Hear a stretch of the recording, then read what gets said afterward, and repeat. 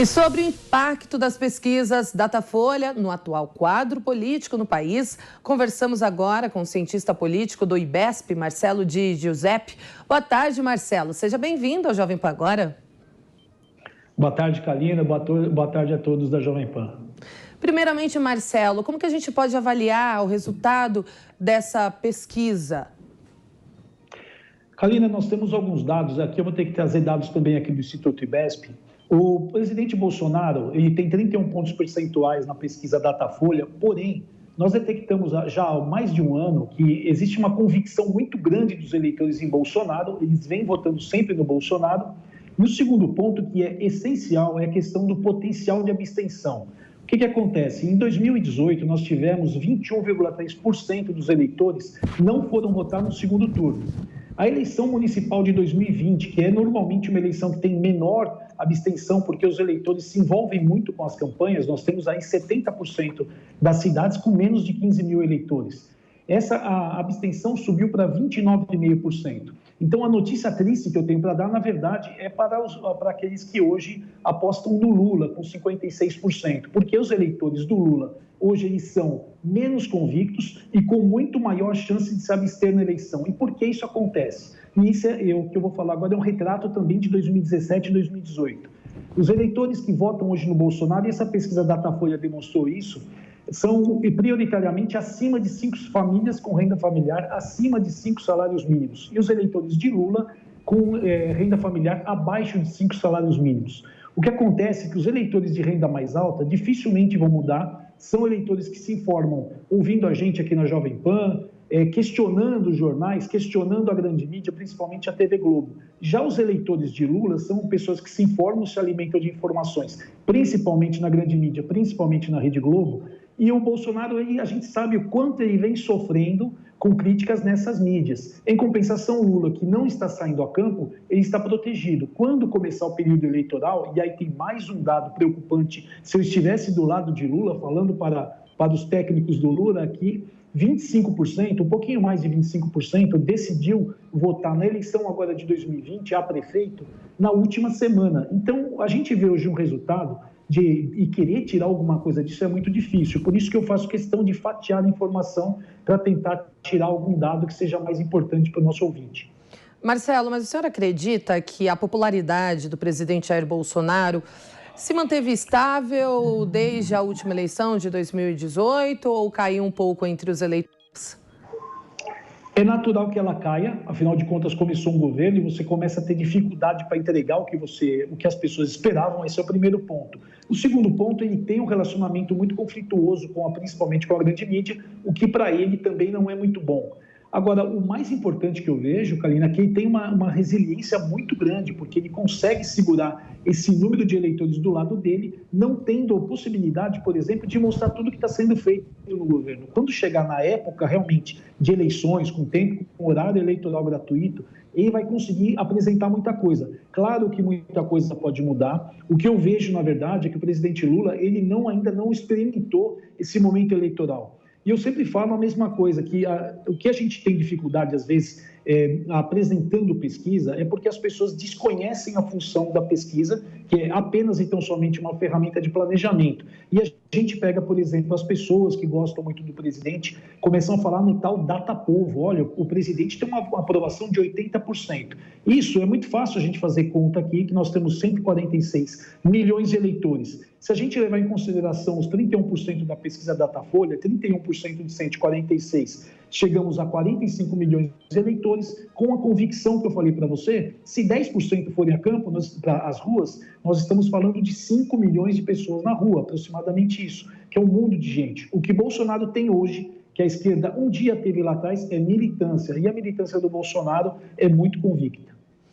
O senhor acredita que as manifestações do dia 7 de setembro demonstram exatamente isso que o senhor está falando? Se colocar os eleitores na rua, o povo na rua, essas manifestações, porque foram atos em várias capitais do Brasil, demonstram que o presidente Jair Bolsonaro ainda tem uma alta popularidade? A popularidade dele fica muito perto do que a gente está vendo nessa pesquisa Datafolha. As nossas pesquisas internas ficam muito parecidas. Então, a gente sabe, o que acontece ele tem sim uma popularidade, ele tem eleitores muito mais fiéis, que ele só corre o risco de perder caso aconteça algo grave, que, por exemplo, um caso de corrupção. E isso é uma questão que o Bolsonaro vem falando muito, que chegando em 1000 dias de governo, sem corrupção. Isso para ele é muito importante, porque quando chegar mais lá na frente da eleição, esse vai ser um fator que ele vai poder colocar na balança contra o ex-presidente Lula. Nós temos 2 pontos fundamentais que sempre me questionam. E a terceira via? Por que a terceira via não tem crescimento? Primeiro, porque o eleitor que hoje está indeciso, que poderia ser da terceira via, é um eleitor que tem mais perfil conservador, mais à direita. E os candidatos que estão se apresentando são candidatos mais à esquerda. Então, não existe conexão desses candidatos com o candidato, com esses eleitores. Esse é o primeiro ponto.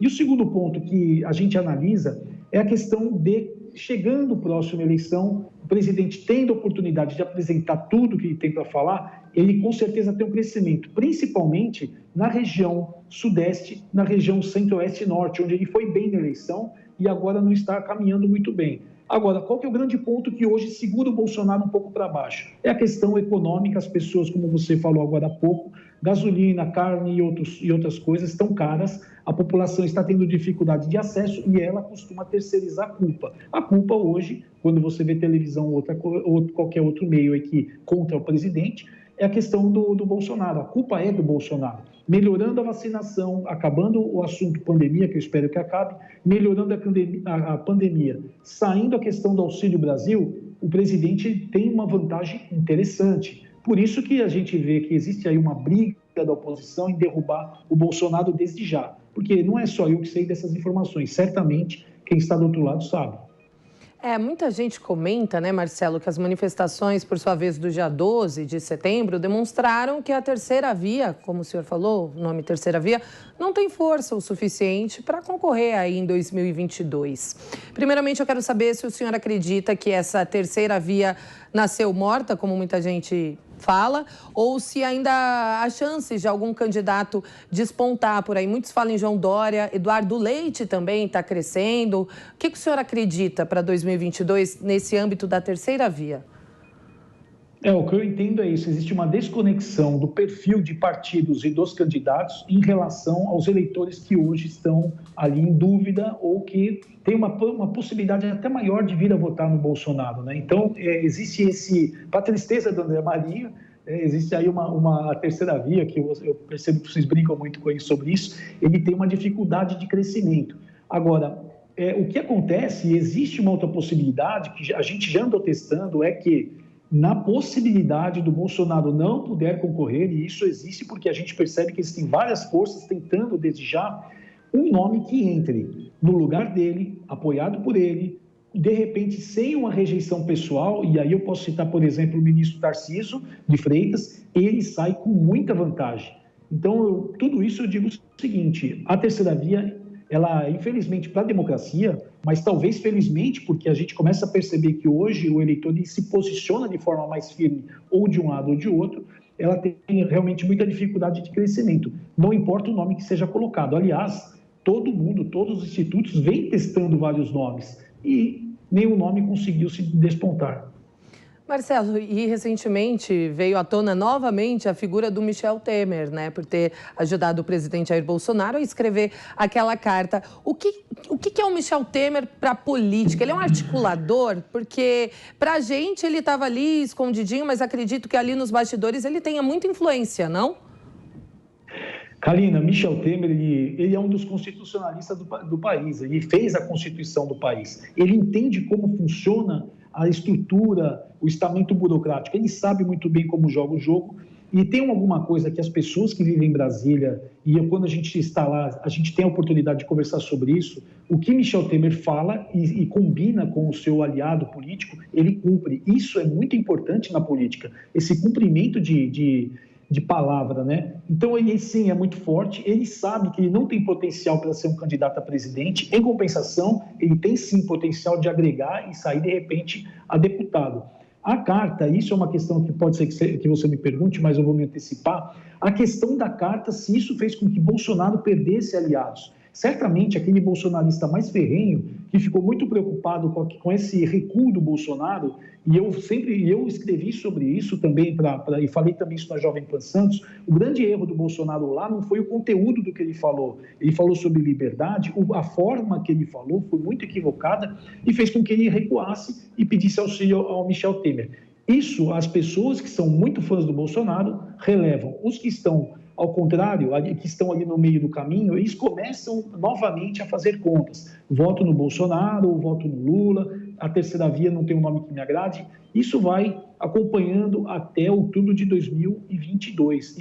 Por isso que é muito ruim a gente querer analisar uma pesquisa um ano antes. Não sei se as pessoas lembram, em setembro de 2017, na mesma época agora, a gente tinha o Lula com 47 e o Bolsonaro com 33. Em setembro, o Lula foi condenado, em abril de 2018 ele foi preso. Então percebe como uma coisa muda muito rápido e a gente não pode agora simplesmente achar que o Lula já é presidente, mesmo porque eu acho que, passando os dados ali, eu acho que na verdade ele tem muita coisa ainda para se preocupar até 3 de outubro de 2022. É que nem a gente fala lá no interior, Marcelo, tem muita água para correr embaixo dessa ponte ainda. Obrigada, viu, pela participação aqui no Jovem Pan Agora. Excelente fim de semana para o senhor. Obrigado, Karina. Obrigado a todos pela confiança e o respeito.